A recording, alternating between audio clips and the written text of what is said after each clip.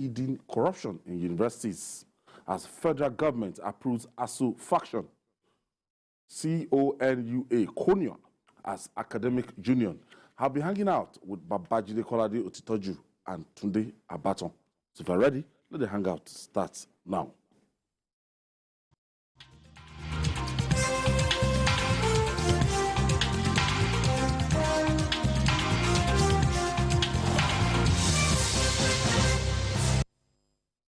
Thank you for staying with us. Let's begin with the issue of recurrent collapse of the national grid. The House of Representatives has expressed concern over frequent collapse of the national power grid and its attendant socio-economic consequences on Nigerians. In a bid to find a lasting solution, the House mandated its Committee on Power to conduct an investigation into root causes of incessant national grid collapse in the country in order to forestall future occurrences and protect the country's already fragile socio-economic environment.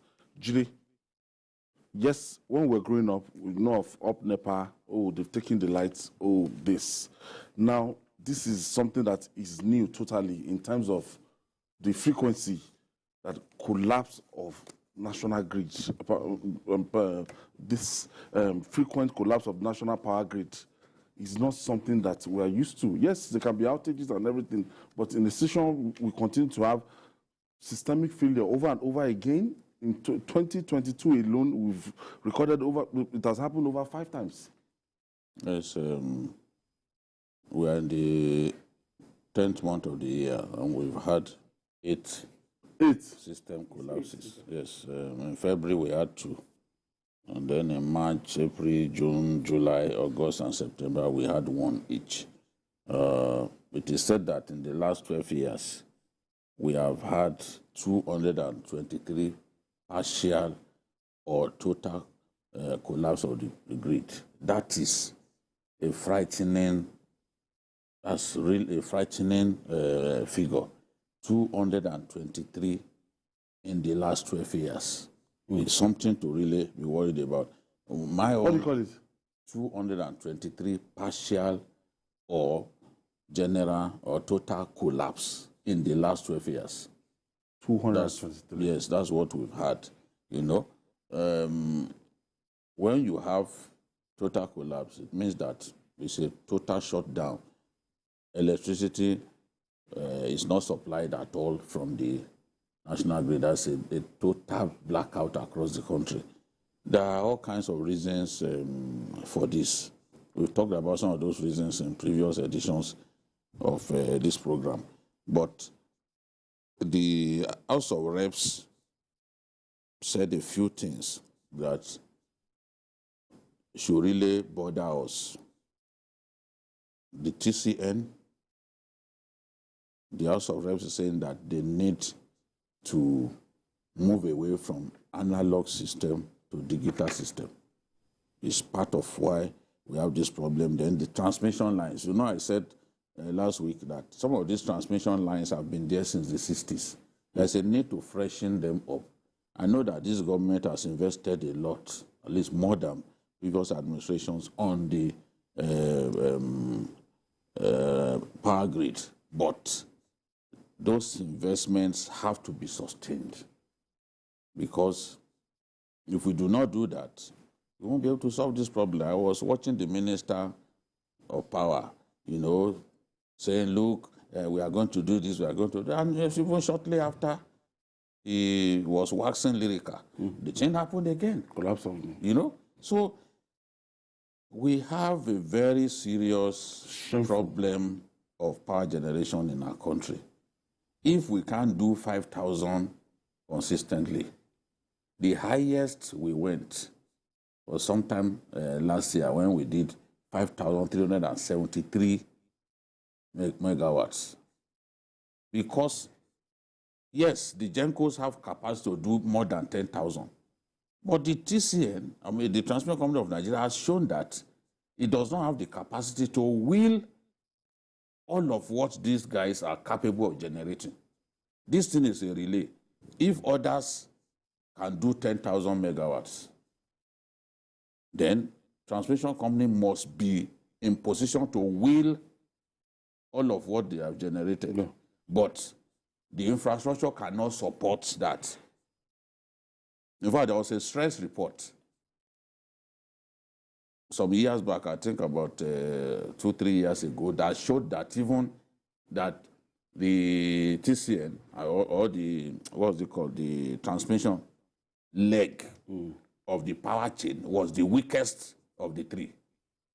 Because all of them can generate or can do more than 2 arms have been privatized. This is the only one left in the 100%. The federal government of Nigeria. Yes. Federal government transmission has 40% in both DISCO and GENCOs, but it has 100% stake on transmission. Yes, and it's the one showing the weakest. Yeah, it's showing the weakest because GENCOs have shown they have the capacity, they have installed capacity to generate in excess of 10,000 megawatts once there is availability of gas. The DISCOs have shown that they have the capacity to also distribute in excess of 6,000, 7,000 megawatts. But I'm saying that we have never, the transmission company of Nigeria has never wheeled up to 6,000 megawatts.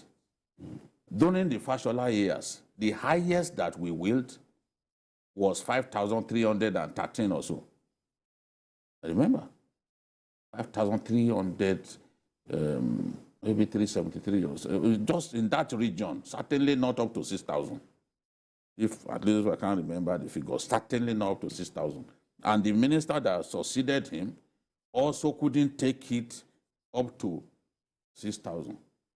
So that leg has to be sorted out. We spend so much of our time criticizing the DISCOs because the DISCOs are the face of the sector.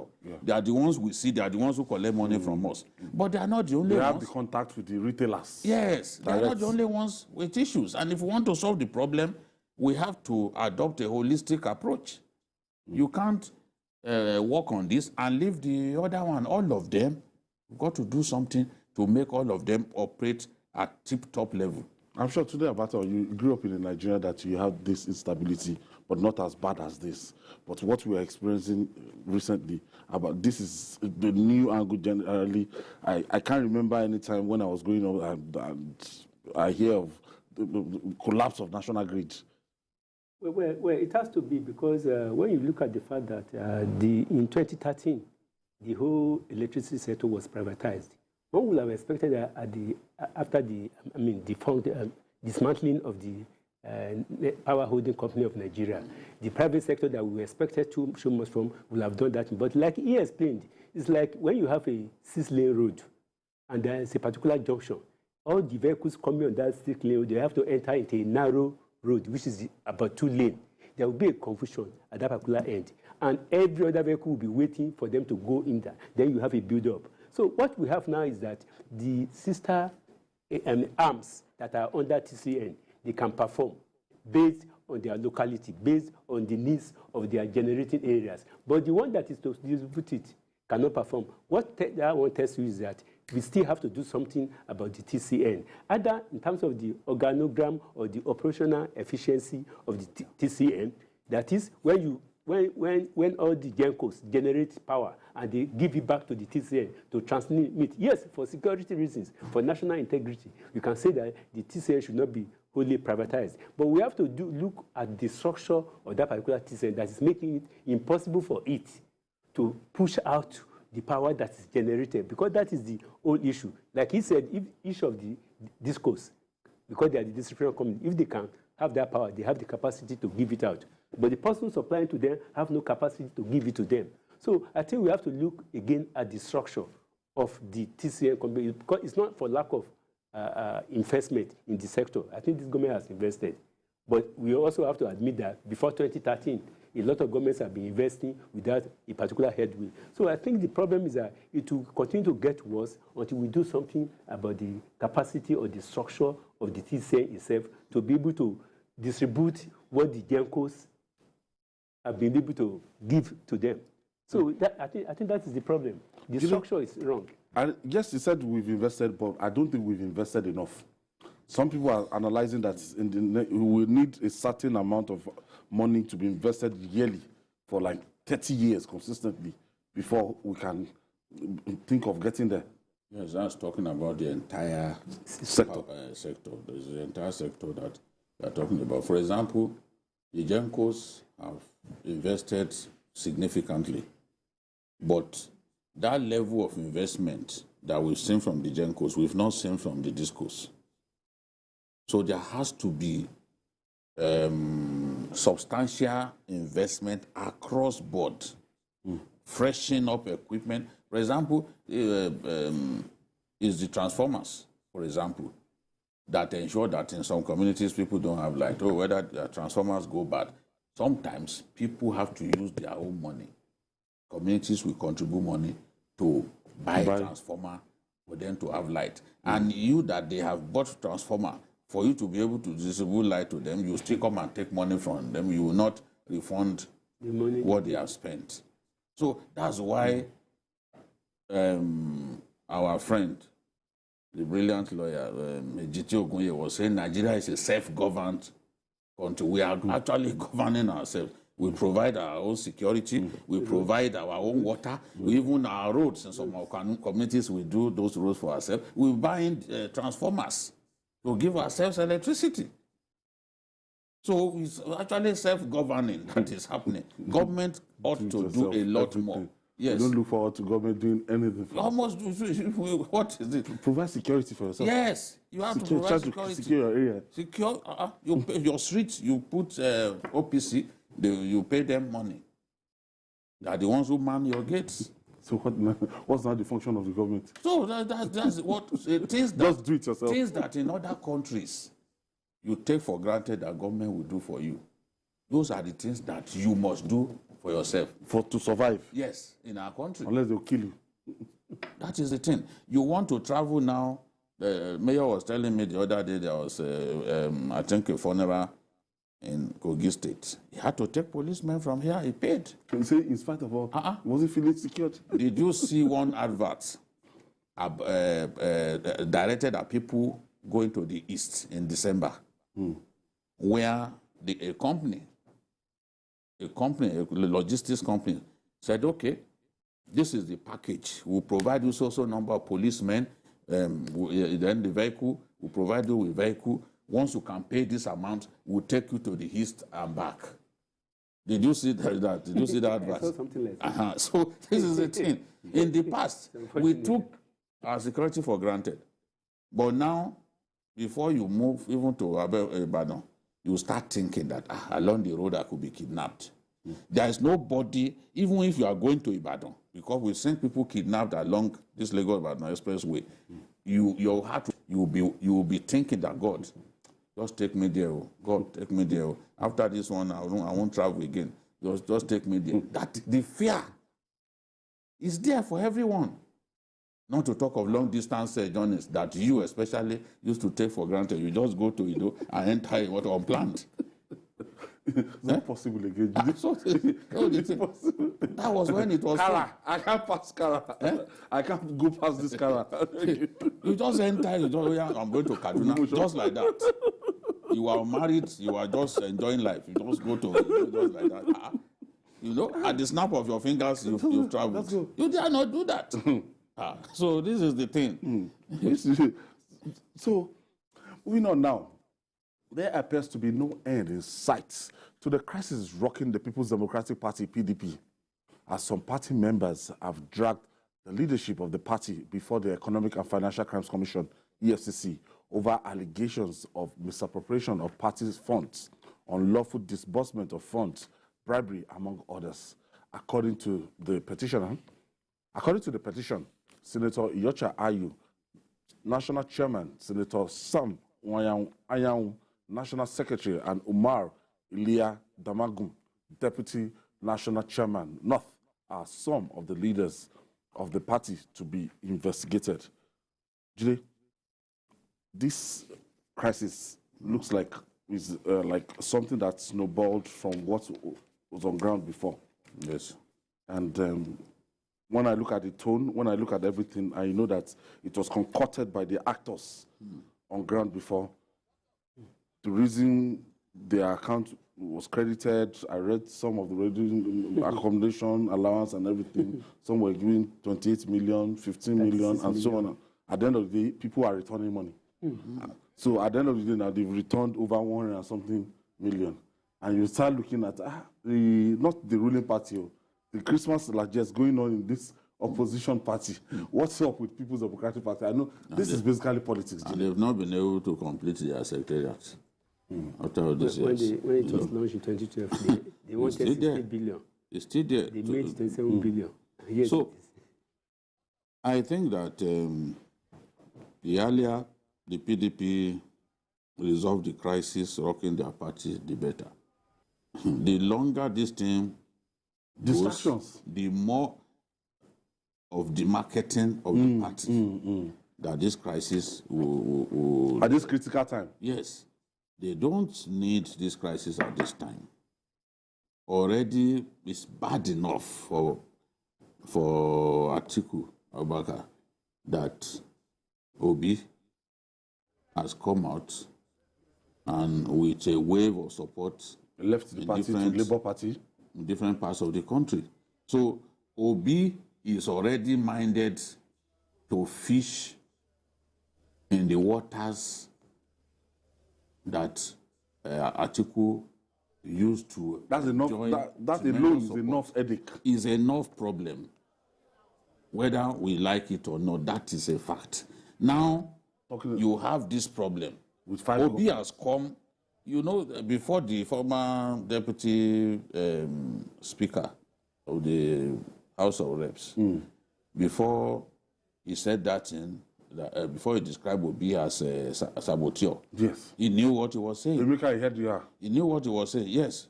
But I know he's gone now to apologize publicly because he knows the people that they are dealing with. Yes. They can get violent. He wants to be governor of they are masters at abusing people. You know, they will abuse you. You will think that God did not create you. So that is their strength. It's an area of strength. They will abuse. They will threaten you, even threaten to kill your children. So he wisely went and apologized. But that word saboteur, for us as pundits, is so clear what he meant. You know the meaning of sabotage. You know the meaning of saboteur. It's a spoiler. You know, it's because the areas of strength of the PDP are the same areas where Obi is waxing strong at this time. They are the areas where he intends to win votes. He doesn't have the national spread of his own. It's those PDP states. PDP is known to be strong. He could even take 40% or 50% of those states we are talking about. He won't win some of those states, especially the Southeast. Hands down, he will win some of those states, if not all of the Southeastern states. Okay, let's take it. You know? So that is bad enough. That is enough headache for Atiku. Anybody who does not tell Atiku that this is the problem is somebody who does not like him. Now you have this. The earlier you solve that problem, the better. Because this is demarketing you and strengthening your opponents. This crisis. Now they've gone to say, okay, EFCC, they've listed their leaders. You are telling the voting public that the leadership of the party is a dishonest one. You are telling the voting public that it can't be trusted with funds. Money. You know? So, and I've seen even some PDP members come out to say, oh, they claim that it was furniture allowance. Announcing allowance. But that kind of money is above the threshold of approval by the NWC itself. That's what they are saying, that they do not have the power to give that kind of approval. So those who are saying 36 million, 36 million in your account, although we must admit that if they didn't have that crisis, those people, they will collect the money. Of course. On a it will daily be a basis. kind of chop and No, clean out. that They will that's not be jalodetory. Honestly. That's what the Yoruba Honestly, say. And honestly. we know that. It's that not fight. as if those people that wrote the letter that they became whistleblower. No, that they don't like this kind of thing. No, now. It's the fight Political. that pushed this crisis out. We would not have known. Because if you happen on this kind of money, it hits your account. You must wonder why. What is it that I've done that you are paying me this kind of money? But you kept quiet until the crisis pushed you to say, okay, and we are returning it. So the longer it takes them to resolve their crisis, the worse. Because when you see the number of governors, sitting governors, when you see a party, the downfall of the People's Democratic Party or the Goodluck Jonathan administration started from when those 5 governors walked away from Eagle Square. I would not forget the Kwara State governor, the Rivers State governor, and it's like this again. When you have a party that they are not the ruling party. So the disadvantage, if Gison Wike, Rivers, if Ugwai, Enugu, if Benue, Yotom, when you have Sheyi Makinde, and you have Ikpeazu. Well, I think 5 governors, let's look at it from this particular angle. If the PDP had been in government, we wouldn't have heard about all these things. Because all these people, all these NWC members and others who are helping themselves with the fund of the party, they will have had an opportunity to take government contract. And that explains to you why the other government failed, why we had a lot of cases of corruption. So they now help themselves with the fund provided by their party members instead of dipping their hands into it. After all, the fund came from the government. So the implication of this for Nigerians is that Nigerians will continue to lose hope in the party system that we are practicing, in the political system, in the sense that these are the people that will produce the governors for us, they will produce House of Assembly, they will produce House of Rep, they will produce President. If the House is so corrupt like this, why should you, under normal circumstances, expect that that party is capable of giving us hope in Nigeria? Like I said, the implication is for even young voters who have never voted before. They will say, so this is what they have to show up. So unfortunately, those people, about 10 billion that is at stake. How much? Even I doubt whether the allowance of the President of the Federal Republic of Nigeria housing is up to 28 million, if he has to be paid allowance, or even senators. I doubt whether it is up to that. So the thing is that it has shown clearly that that particular party, is shaking. That particular party is a home of corruption. Because if they can tamper with money like this, the money that their members generate like this, what will happen if they get to the seat of government? And they said that money is supposed to be to assist them, because it's about 10 billion during the campaign. Nigerians. Because what is the essence of levying money for candidates is to get money. It's like crowdfunding for the party. But now the fund too has been depleted. It has been swallowed by snakes. Because I know that the more you look at this crisis, the less you see. Not that these people, they are pure in any way. These whistleblowers. Yes, I listened to him, the deputy national chairman. He will return 32 million. Denied. I saw it, and I was like, this is. But others are holding on to the money because they are insisting that look, is housing allowance is legitimate, is this, is that. I don't think that the party should even be that wasteful in spending money entrusted into his hands by their members. 36 million for one person as housing. How do you explain it? How do you explain it now? It's a party position for God's sake. The most expensive hotel in Abuja. Full-time position. 36 million is a lot of money. And you gave to a lot of people. That means you saw the money and you are wasting it. Now, they even complain too that in the course of the campaigns for the primaries, that the leadership of the party was busy extorting money from members. They also wanted the EFCC to investigate that. And you know that the truculent governor of Rivers, even mention that. That somebody wants mention individual. figure. So that amount, Yes, 1 that, billion. 1 billion naira. There has not And been it any was not reflected. denial. It was not reflected in the We'll account take this of break. the party. When we come back, we'll talk more. It's still Journalist Hangout. Please stay with us.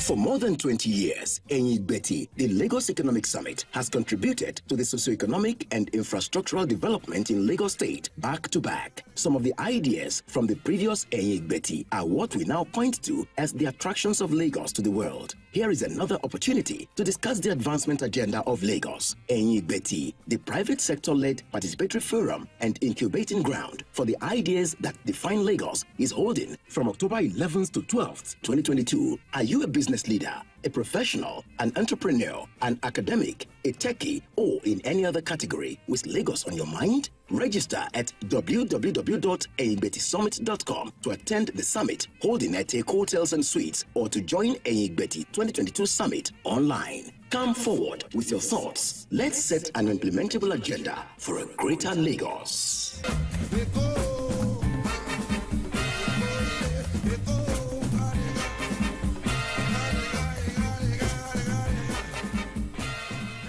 The federal government, through the National Primary Healthcare Development Agency, announces the availability of COVID-19 and childhood vaccines nationwide. With the disturbing increase in reported cases of COVID-19 infections across Nigeria, protect yourself and loved ones from the harmful virus by getting vaccinated. Visit the nearest public or private health facility and mass vaccination sites today to receive the first, second, or booster doses of COVID-19 vaccines. COVID-19 vaccines are given to persons 18 years and above, including pregnant women and breastfeeding mothers, while childhood vaccines are given to children from birth to 5 years for protection against polio, hepatitis, yellow fever, measles, meningitis, and other vaccines-preventable diseases. All vaccines are free, safe, and effective. For inquiries, visit www.nphcda.gov.ng or call 0700-220-1122. This message is from NPHCDA in partnership with the Center for Democracy and Development, CDD, with support from MacArthur Foundation. Good afternoon, Oga.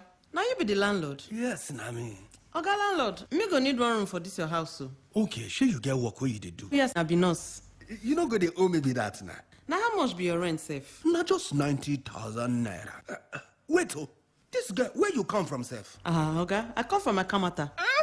Akamata, no talk am again. My spirit and Akamata people no dey ever join. Oga, wetin happen now? Come over for my compound. Na so baba thing na people sabi do for that Akamata. Come over here. Haba, Papa, wetin this innocent girl do you now? Now people like you, they spoil Nigeria, Papa. I think you don't see am now. My people they talk say jollof rice we dey for bottom pot today, go dey top of cooler tomorrow. As I take need you now, so you self need me. Because now one mama we get, we be Nigeria. Make we love ourselves, because now only together we go fit to make our country better for us and our children them. One heart plus one love equals better Nigeria. Now the Center for Democracy and Development, CDD, with support from the UK government, they bring in this message.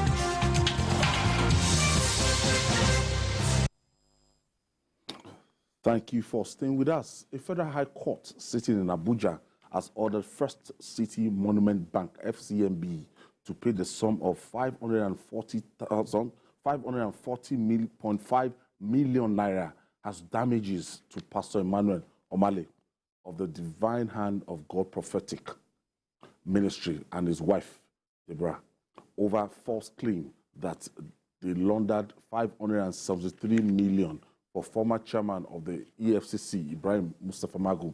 The judgment came as an exoneration for the former acting chairman of EFCC, Ibrahim Magu, who was accused of recruiting the pastor and his church to launder money for him. That's the judge, Yusuf Alilu, held that the bank breached its duty of care to the claimants, that the Omales and their church, and that the evidence before the court showed that the bank admitted error in its reports to the NFIU of entries in the account of Divine Hand God Prophetic Ministry, which was accused of laundering money on Mr. Magu's behalf. Judy, when Mr. Magu was going through this trial, and this was part of the allegation that was leveled against the former EFCC chairperson, retired now, but the truth is the truth, and the court has come out to exonerate this man of God. As of that time, Mr. Magu insisted that there was nothing like that, that this was just a friend, but the people accused him that FCMB falsely credited the man's account with over 540 million naira. Just let us into the story, Jiri.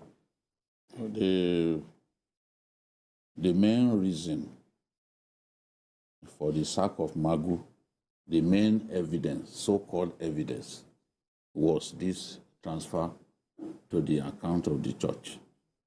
Magu and Pastor Omale are good friends. When Magu traveled to Dubai to have hernia operation with the approval of the president, he got the president's permission to travel. Pastor Omale went there to see him. There's nothing wrong in you being my friend, coming to see me in hospital at my bedside.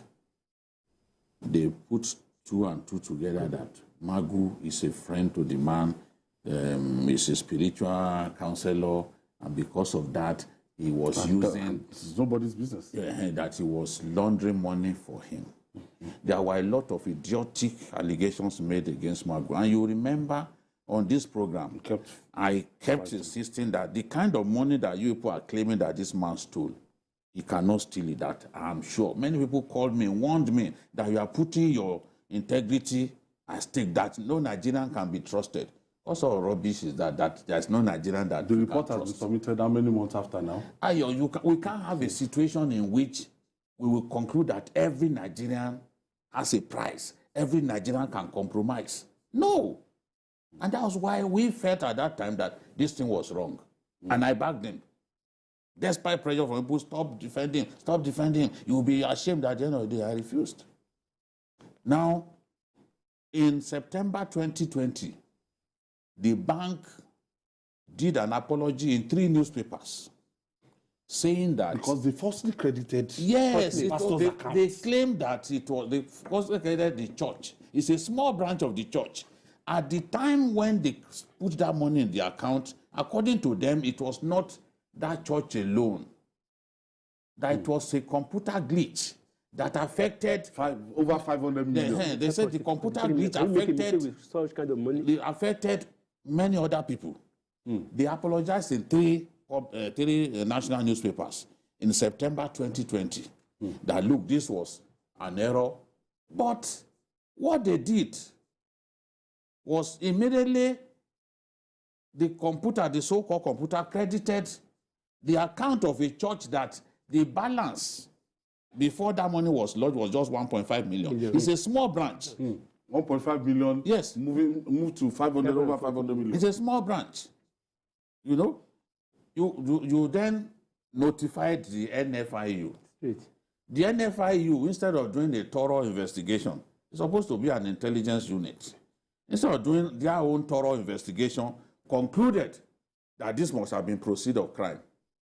But by the time the bank recanted, it was already too late. It had been used. In fact, I was told that that lodgement was shown to the president. And the Buhari that you and I know, he wants to trust you unflinchingly. Once he sees any reason to not trust you again, he changes to you, he changes his attitude towards you. So they showed the president that lodgement. That was the beginning of the end for Magu. Was thrown under the bus. And in the course of his investigation, this matter kept coming up. Just like they claimed that some Bureau de Change operators were helping him to launder money. They asked for evidence. You said they bought house for him in Dubai. Where is the evidence? They could not produce any evidence. It's a good thing that this has happened. And I'm happy. The pastor went to court. Yes, that was why the bank apologized in 3 national newspapers. But the bank, clearly now, that apology was not sufficient, you know. So they had to use the court to say, okay, the name of the man of God. The bank then in the course of the trial admitted that, look, this is our fault. Okay, you've admitted that it's your fault. Then go and pay so amount, 540 million, as general and aggravated damages to the man that you have, the pastor that you have damaged his name. And even Magu I can say that Magu's name was more damaged than the pastor's, because everyone kept saying, oh, so he's using pastor to launder money. Now you can see the truth. The truth is like a mole. You cover the mole at one end, it comes out. You know the mole, that insect that likes eating excrement. You cover it, it comes out under the sand at the other end. I have never believed some of the lies that they were telling against this man. This is a Nigerian hero. And if we continue to treat our heroes like this, honestly, many people will be reluctant to serve their country, because I've not seen anything that he did wrong. But you know, I have joy. I have one joy that he got his promotion in the final analysis. To stop it. Because the IG said, look, I've not seen anything. You've not provided evidence that this man is a thief to not warrant him getting his promotion. And he got it. He was handed out of office. He was put under trial. And in a democracy, don't you think Nigerians should have known that, look, this was what happened?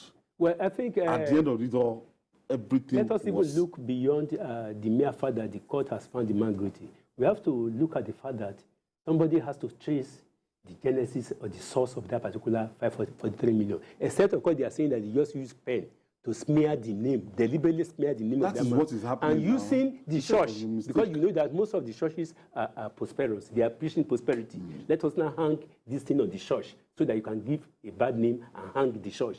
So it also means that many other cases like that, that people have been burned because of that thing. And it is a clever way of running away from the genesis of the problem. That is, the source of that particular money, Nigerians must know. Somebody must go to court to make the bank to tell us, did you just fix that money in that account to smear that man's image or to destroy the... They said no, but that's an error. What kind of computer error is that? What kind of computer is not? And meanwhile, the panel, the NSIU, they are using it against him.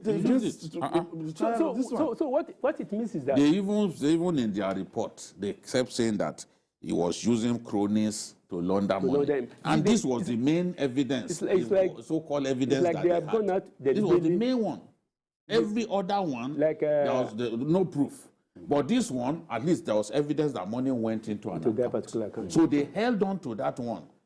I can't blame a president that, yes, even when calling our president an anti-corruption champion in Africa, it is Magu's work.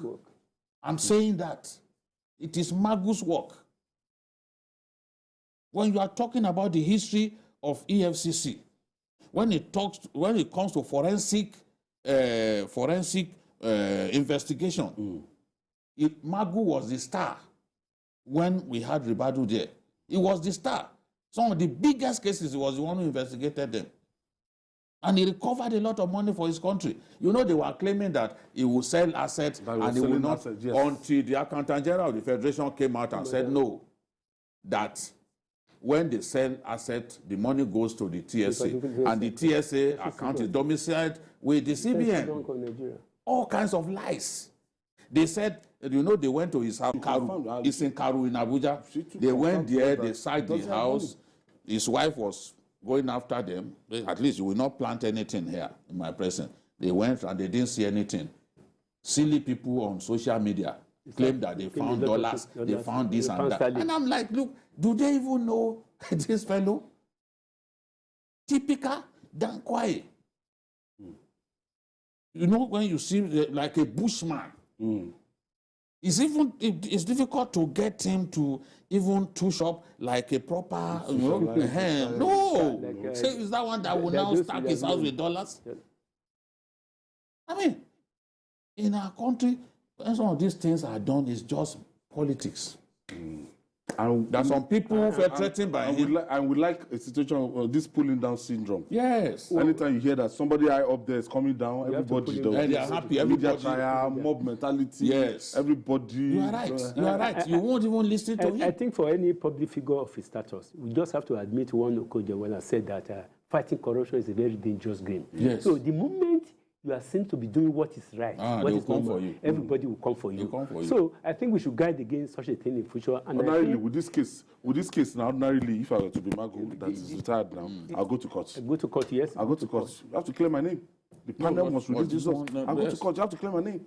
No, I'm sure there will be options. C2, his lawyer, is still there. It's a brand new. Because you can't just hand him out of office like that. The ruin his career. No, but I think in the heart of Nigerians who are objective people, who fear God, even in the way they talk about fellow Nigerians, Magu is a hero who had done nothing wrong. You can't bring evidence of stealing. A victim of you can't bring evidence of manipulation. Stealing. It's not enough to make allegations. You must come up with the evidence. And now we've seen that the biggest evidence that they thought they had against him was that he lodged money in his friend's account. Look at it now. FCMB is coming to apologize. Yeah, they've apologized. Since 2020, they apologized. Now, the court has said, okay, that you must pay that money. Go and pay. Let us see if they will appeal the judgment. And finally, following the disagreement between the federal government and the academic union of the university, ASUU, the federal government on Tuesday said it would present a certificate of registration to the Congress of Nigerian University Academics, a separate body of academic unions. CONUA leadership has said it commenced its registration process in 2018, but the federal government said it was reluctant to approve the registration because it did not want to create a problem. Meanwhile, the union led by Niyi Sumanu, a lecturer from Obafemi Awolowo University, OAU, has constantly dissociated itself from any strike declared by ASUU. Julie? We've walked through this part again before. Now we are there. Similar part. Instead of fixing the problem once and for all, we are trying to break their ranks. We are trying to break their back. We are trying to look at what you can use to weaken them effectively. Yes, but this will not work. The mainstream ASUU remains. How many members do they have in this CONUA? CONUA has been there since now. How many people have they been able to bring to their fold? The mainstream ASUU is there. It's just like in Lagos here, some people saying that they want to, for the APC, that they want to form a faction. You heard what my namesake, you heard how he described them the other day. Okay. Yes, now. Okay. Salibu. You heard how he described it. Yes. That some people will call what looks like a naming ceremony. And yes, you say they have a congress. They have a congress. Naming ceremony. You know, and today, true. That particular faction. They are nowhere to be found. Yes, it was a naming ceremony. You know, at the end of the day, they will go to another party where they will be well received. That will be their own natural habitat. See, it's the same thing that we are going to have with ASUU. And when government makes moves, they must be careful. Be careful what you wish for yourself, because it may turn out to be even a weapon against the government. When Obasanjo wanted to make it difficult for ASUU to be able to go on strike, and he insisted that, okay, before you go on strike, you must have congresses, you must have the different levels of consultation and all that. He started it in the law. Today, that thing is the reason. NWC of ASUU cannot call off strike. Yes. No, we have to go to that. You can't. You have to go through those different levels. It is when they agree that you know that, okay. We have unanimity on this. You can't penetrate the faction. Yes. Look, give them, bribe Osodeke or what's his name and others. Bribe them. They can't end the strike. Bribe them, call them into a meeting, because and bribe them. The structure that the structure is there and it's strong. ignorantly put in place has become an albatross. It was meant to make life difficult for them, but now it has become more difficult to even call off a strike because of those structures. That's why most of the time they want to call off a strike, they will say we are suspending. So the way always is suspension. They suspend, knowing that at any point in time you will never, anytime they have a meeting with government, they will say we are going to consult with our colleagues. That after that we will now take a decision. You will never see ASUU come out of a meeting in ASUU Rock and say, okay, we are calling off strike. That is not going to happen. They have to go to those component bodies. Yes, those structures. You have to go to them, get their buy-in. Once you get their buy-in, you can now say, okay, the strike has ended. No one give them all the billions in this world. They don't have the power to, by themselves, the leaders of ASUU, call off a strike. And for me, you know, also the guy was saying that, look, let them register as many as they want. Let them register that they are not bothered. This, I saw a friend of mine, he said, my daughter has been at home for 8 months. ASUU must not call off this strike without getting anything concrete. That's a father. My son has been at home for 9 months. So, everything, 4 weeks after he paid it for 1 becomes year even more difficult now that it's so long. What is it? People will ask, okay, what did you get out of it? They are thinking of that. So, what will make sense? I don't know the recommendations that Yamila and others have made to the president, but we must credit the speaker, because anytime there's a crisis, you see him trying to step in and all that, you know? It shows leadership. Yes. He said they have presented their report to Mr. President. Let us see what Mr. President will do. I know that we are broke. All those people who tell you that, look, Nigeria is not broke, there is money everywhere, they need to do a rethink. Is that lack of solvency is one reason they are finding it difficult to address this problem. If it's about money alone, they would have fixed. They said, okay, we are going to put in the budget of next year, this particular demand, will put it there. But those guys want concrete action. They know that that's just a promise. Mr. Abati, when you look at Mr. Abati, when you look at this kind of situation now, we have CONUA and CONUA, University of Ife. So let's say they will attempt to pull out of ASUU or to start to go back to the classroom. I think is that what this thing means is that those in government or those who are advising government, they are not thinking. I'm very sorry to say that. They are not thinking because the same system that has been adopted several years over, whenever there is crisis. Look at NANS. When government wanted to deal with NANS in 1978, they adopted the same thing. When the UPN or the AG of those days, the forms of what they call them Yoruba leaders, at the end of the day, the team floundered, like he said. Form 1,000 bodies. You will solve that, except you solve the particular fundamental problem. And that problem is the issue of financing or having a good attitude towards education funding in Nigeria. Those people who are telling the president that, look, we are going to divide them. Let us wait in the next 1 month and see what will happen, whether these two unions, ASUU and the one in the medical field, whether they can achieve anything. We are just beating about the bush and trying to postpone the evil day.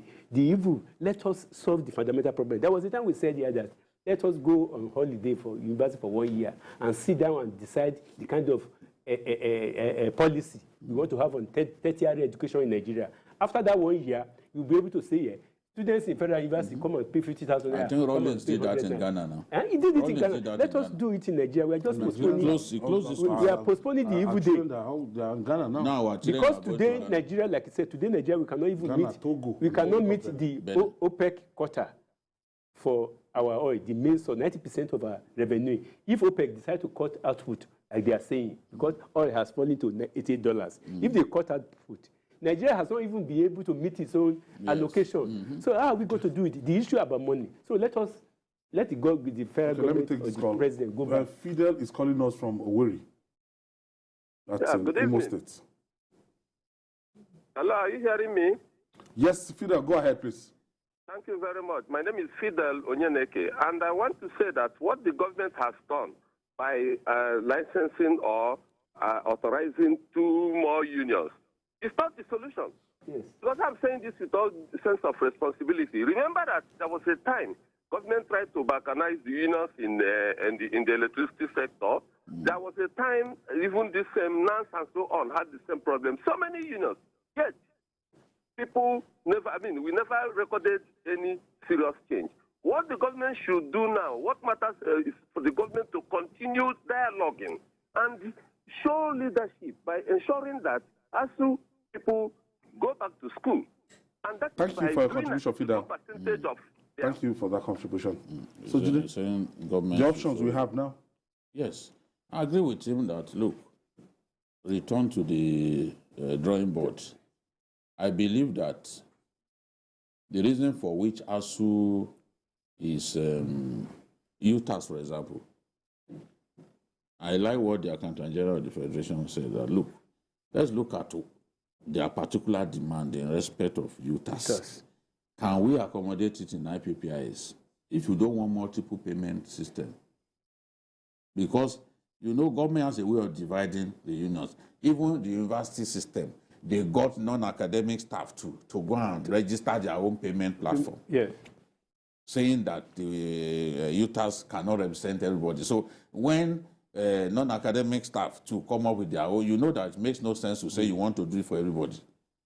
But if they can be accommodated within IPPIS and they are sure that, look, those demands will be addressed, fine. But to not attempt to solve a problem is irresponsible. Once the problem is there, do your best to solve the problem. Not using twisting tactics. Yeah, you can't, no. Trying to divide and rule. Yes, in fact, sometimes the Minister of Labour appears to even get personal on this matter. He should stop it. It's somebody that I like, but I don't, even the body language, sometimes you see that this is somebody who is already getting personal about this matter. Look at when he was walking out and he still beat Osodeke. What is that? What's that now? It's not easy. It's not an easy job. But Dr. Ikige is a tough man. It's very funny. Yes, very funny character. People of that stature, they are like that. He himself admitted it. Very funny character. People of that stature, they are like that. I know I'm just a little taller than them. Solve the problem, let these children go back to school. It's taking too long, 8 months, since February 14th. And the way we're looking at it, this is one academic season is gone already. It's gone. And some had only 3 months to write their thesis and go on national service. 3 months. Before this problem. How can those ones forgive their country? They cannot. Honestly. They can't now. They cannot. They will hold it against their country. The JAM, the JAM enrollment is, expanding by the year. The number of students that want to enter. Now, most of the universities, they now have backlog of 2 academic seasons. I know OAU and UI had 1 year. Now you have added another year. Yeah, because there was some domestic problems. COVID caused. So most of them have backlog. So if they return to school, probably by October ending, they have to admit students that has taken examinations since 2019. So which means you have 2021. So much disruption. So much disruption in the system. So I think there should be sincerity on all parts. The federal government should show sincerity. Those sitting for JAM now, what is their fate? And they should drop this no pay, no work, no pay. There should be sincerity from the government. Because these guys have not earned their salary since February. That will be difficult not to pay them their backlog. I don't think that is even the greatest concern of those people. It's those demands. Already, because you signed. This year. Why did you sign? Why you need this year alone, we have about 7,000 nurses that have migrated out of Nigeria. Same thing, medical doctors. Accountants too are migrating out of Nigeria. Somebody said once this strike ends, you see the number of academics that will move out of Nigeria. Tuna Baton, thank you for your contribution. And Bikio, thank you for always being there. And that's our offering today. Join us tomorrow for another episode of the program. You can watch the repeat broadcast tonight at 11 p.m. Join us on Sunday from 1:30 to 3:30 p.m. for Journalist Hangouts on Sunday. We're on YouTube, youtube.com/TVC News Nigeria. I'm Ayodele Ozuwako. Bye for now, and God bless Nigeria.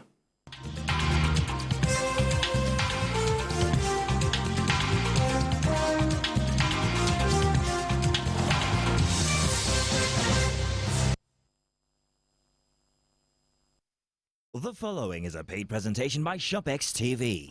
We all know the benefits that come from eating a healthy, balanced diet, but sometimes that's not always easy, until now. ShopX TV is proud to introduce NutriBullet, the must-have kitchen item of the year. With NutriBullet, you can now easily get your daily recommended fruits and vegetables in a fast, simple, and